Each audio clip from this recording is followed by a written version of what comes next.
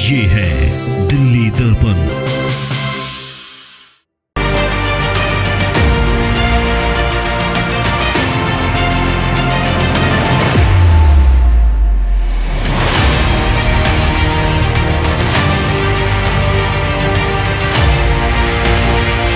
मुझे तो लग रहा है आने वाले दिनों में पासा पलट होने वाला है। अगर पार्टी ने मौका दिया तो मैं आपके साथ कंधे से कंधा मिला के चलूंगा।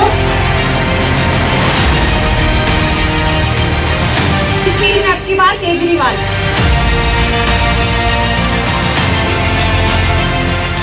नमस्कार, दिल्ली दर्पण टीवी देख रहे हैं आप। मैं हूं राजेंद्र स्वामी। सावन पार्क वार्ड से आज एक और दावेदार ने कार्यालय का उद्घाटन कर ताल ठोक दी है। हमारे साथ हैं प्रदीप कोहली और उनकी पत्नी हेमा कोहली।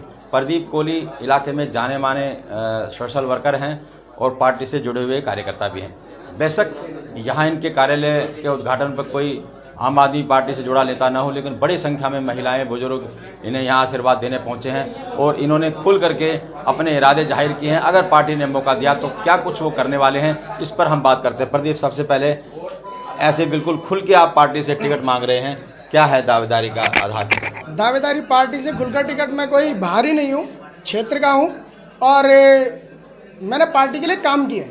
पंजाब हो, मेरठ हो, आगरा हो और जितने सर्वे पार्टी ने पंजाब में किए, मैं सब में मेरा योगदान है। मैंने महीने 15-15 दिन अपना घर छोड़ के पार्टी के लिए काम किया और कोरोना काल में पार्टी ने जो मुझे ऑक्सीजन लेवल और अपना जो भी कार्य पार्टी ने दिए, मैंने क्षेत्र में पूरे किए।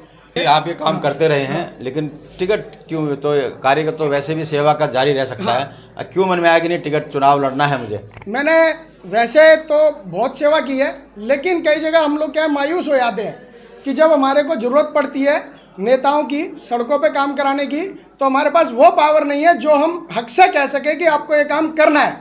डंके की चोट पर अफसर को धमका सके कि आप क्यों नहीं काम करते। तो वो क्या है, पूछते आप हो कौन? हमें तो जनता, लेकिन उनको चाहिए निगम पार्षद, एमएलए या एमपी। तो अगर पार्टी ने मुझे मौका दिया तब मैं उन अधिकारियों को साथ खड़े होकर के वहाँ क्षेत्र में काम कराऊंगा।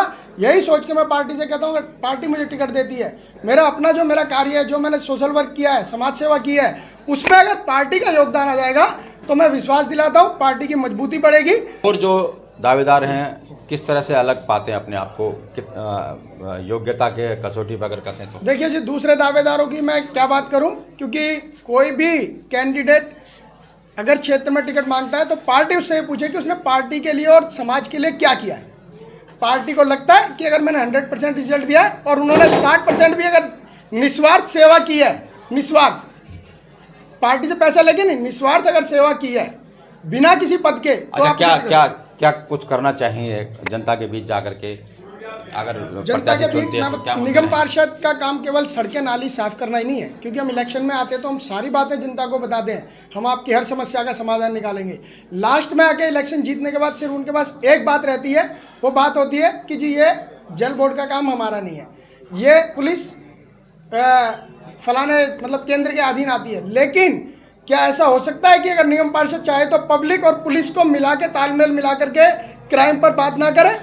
अगर निगम पार्षद चाहे तो मैं ये नहीं कह रहा आप कंटिन्यू, आप कम से कम महीने में अपने जो क्षेत्र हैं उसमें पुलिस और पब्लिक को आमने सामने बिठाएं, जिससे पब्लिक का डर खुले और वो पुलिस से बात करें। चलिए, आप सेवा करते रहे हैं, हेमा ने कितना साथ दिया इसमें?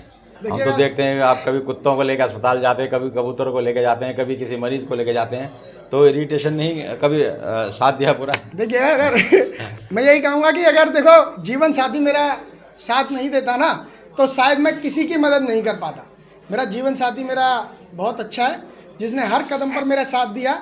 या कोरोना काल में किसी बेचारे अनजान व्यक्ति को 15 दिन खाना खिलाना हो, उसने अपने परिवार के साथ साथ उन लोगों को भी खाना खिलाया। और जब भी मैं कोई कदम उठाता हूं तो उसमें अहम योगदान मेरी जीवन साथी का है, और उसने मुझे हमेशा कहा है कि आप आगे बढ़ो, लोगों की सेवा करो। हमें कोई लालच नहीं है, लेकिन बस यही कहूँगा कि ऐसा जीवन साथी हर किसी को मिले तो मैं धन्यवाद कहूँगा। चलिए हेमा, मुझे बताइए कि सचमुच में सोचा था कि चुनाव भी लड़ेंगे, सेवा तो चलती रहती नहीं, है? ये सेवा तो खैर काफ़ी सालों से चल रही है, निस्वार्थ चल रही है। मेरे हस्बैंड का अपना ही इंटरेस्ट है सेवा करने में, लेकिन ये नहीं सोचा था कभी कि पॉलिटिक्स में आएंगे। पॉलिटिक्स में आने का कारण ये है कि पब्लिक हमें बहुत चाहती है कि हम इस पद पर आएँ उनकी उम्मीदें हैं, उनकी सोच है और उनका मानना है कि हम आपके लिए फिर ज़्यादा कुछ कर सकते हैं, इसीलिए उन्होंने हमें आगे किया है कि आप अपनी दावेदारी करिए। चलिए, क्या कुछ महिलाओं के मुद्दे रहेंगे? हाँ, मैंने आज मीटिंग में देखा कि काफ़ी महिलाएं बोल रही थी, काफ़ियों की समस्याएं हैं, तो एज अ महिला वो मुझ तक पहुंचने में कंफर्टेबल हैं। तो हमारी कोशिश रहेगी कि अभी डोर टू डोर जाके महिलाओं की समस्या को सुने और कोशिश करें। टिकट तो बाद की बात है, पहले उनकी समस्याएं सुन के ही उनका दिल हल्का हो जाएगा, तो वो बहुत ज़रूरी काम है। हम जाएंगे ज़रूर और डोर टू डोर उनकी समस्याएं सुनेंगे। क्या कहेंगी पार्टी आपको क्यों दे, मतलब कुछ अपनी योग्यता के बारे में बताइए, शिक्षा के बारे में बताइए। देखिए, शिक्षा के बारे में अगर पूछते हैं तो मैंने डिप्लोमा किया है डिजिटल इलेक्ट्रॉनिक्स में, ग्रेजुएशन किया हुआ है, तो एजुकेशन वाइज तो नो डाउट मुझे कोई इश्यूज़ नहीं है। हाँ, पॉलिटिक्स में अब हम लोग आए हैं तो जैसे कि हस्बैंड का फील्ड है ही, फील्ड ऑफ इंटरेस्ट ये है ही, तो ऐसी कोई दिक्कत नहीं आने वाली है। टिकट की दावेदारी हमने की है, बाकी पार्टी देखेगी किसको टिकट देनी है, जो बेस्ट कैंडिडेट हो उसको टिकट दिया जाए। चलिए, बिल्कुल साफ साफ कहना है कि जिसने अच्छा किया हो, जो बेस्ट हो, उसको टिकट मिले। अपनी मंशा इन्होंने जता दी है सावन पार्क इलाके में कार्यालय खोलकर, और कितनी संख्या में लोग यहाँ पे आए हैं, उन्होंने भी इसकी, प्रदीप कोहली की इस मंशा पर मोहर लगा दी है। काव्या के साथ राजेंद्र स्वामी, दिल्ली दर्पण टीवी। लेटेस्ट खबरों के लिए सब्सक्राइब करें हमारा यूट्यूब चैनल या फिर लॉग ऑन करें www.delhidarpantv.com। खबरों की कवरेज और विज्ञापनों के लिए संपर्क करें इस नंबर पर।